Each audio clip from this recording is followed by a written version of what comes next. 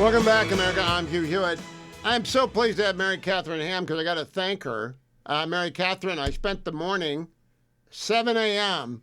West Coast time, in the dentist chair having a long and somewhat painful procedure done. But I was listening to the new Getting Hammered with you and Vic talking about not letting your kids sled down the ice and run into things. I was very amused, and then it's a brand new use for the Getting Hammered podcast is when you go to the dentist. He said, I don't care what you listen to. And I said, great. I'm So I so listen to glad, you. and I attribute your miraculous recovery to be on the radio now to us, actually. No, I think it's maybe it should just play on a loop in dentist office everywhere. Mary Catherine, I laughed though, and I wasn't supposed to laugh when you said you wouldn't let your kids go sledding because it's not really snow out there. It's is it that bad? It's like an ice slick. I mean, if you, I have, like I said, I have two mom friends who've already hurt their hips. I do not need to be out there, and the kids are more resilient than I am at this point in their lives. But I do think shooting them down a hill like bullets might not be the best idea for our week. When it's Yeah, going to one of snow my again, family and if can't it's leave more their snow, house. fine. They What's can't go that? down their street because their city has not plowed their street, and it's just 100% ice. Is it? Has it turned into fiasco yet? There's a period of time in which a snowstorm is a snowstorm. Then it becomes a government can't do anything story. Are we there yet? Um, so we are not there in Virginia, but I think they are in DC. Virginia's roads are doing a little bit better because the temperature has stayed so low. The sun hasn't done the work and the temperature hasn't done the work that the DC government usually is incapable of doing. So the DC government is having to answer for the fact that it cannot clear these streets. And apparently I saw some graphic where they had 20 of some 200 snowplows operating. You might need a few more guys. It's Yeah. bad out there. So I also listened to you to disambiguate the goings on in Minneapolis. And you're a big Mhm. fan of body cam. So am I. I have a proposition for you, Mary Catherine. We are used to instant replay in sports. And therefore, people think they can get smart by watching these videos at slow motion angles. They can't. You Yeah. can't actually discern what's going on without an expert in the room and being an expert yourself. I think it's a very bad thing that America thinks they can figure out by watching enough angles. What do you think? Yeah, here's the thing. It's this double-edged sword, right? Where we have all this information, but the information's not necessarily making us smarter or better at discerning things. So I do think there's a concern here, and I think there's a concern here too about all of us responding too quickly to seeing viral video or video period and making quick decisions. And that includes, by the way, the administration, which should be much slower to tweet and talk definitively about these things. As you note, Hugh, the legal standard is set for what law enforcement is allowed to do and how these things are adjudicated. And those decisions are based on what the officer perceives in that split second, not in slow mo, not being able to take in 17 angles. He gets one angle and he gets one like split second to make a decision. So it's very different from the legal standard when you're looking at it 800 times in slow mo and from seven different angles. Although I am glad we have all this information, I just don't think we're the best at discerning it.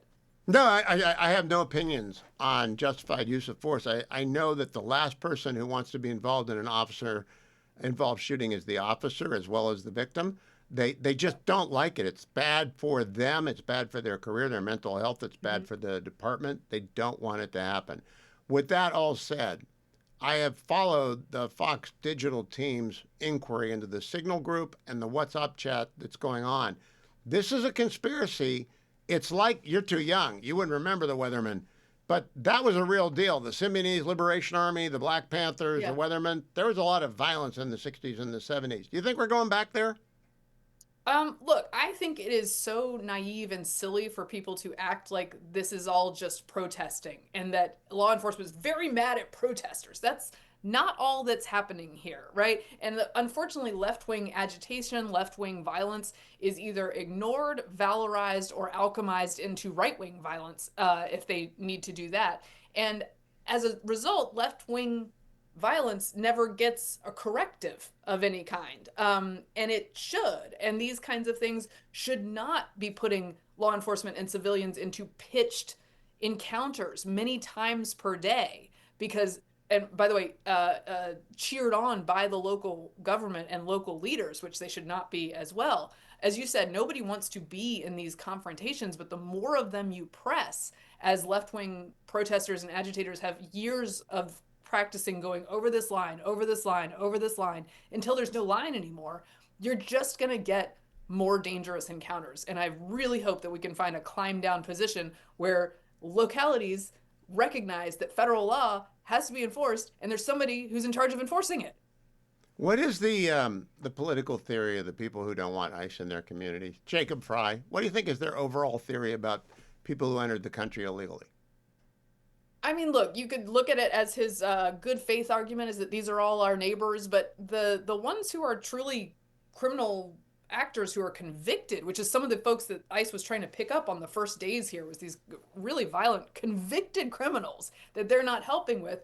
That doesn't make a lot of sense to me. What I think a lot of it is that these very left-wing cities, particularly post-2020, they've always been into left-wing protest culture, which is part of this and was what's driving these confrontations and making things more dangerous.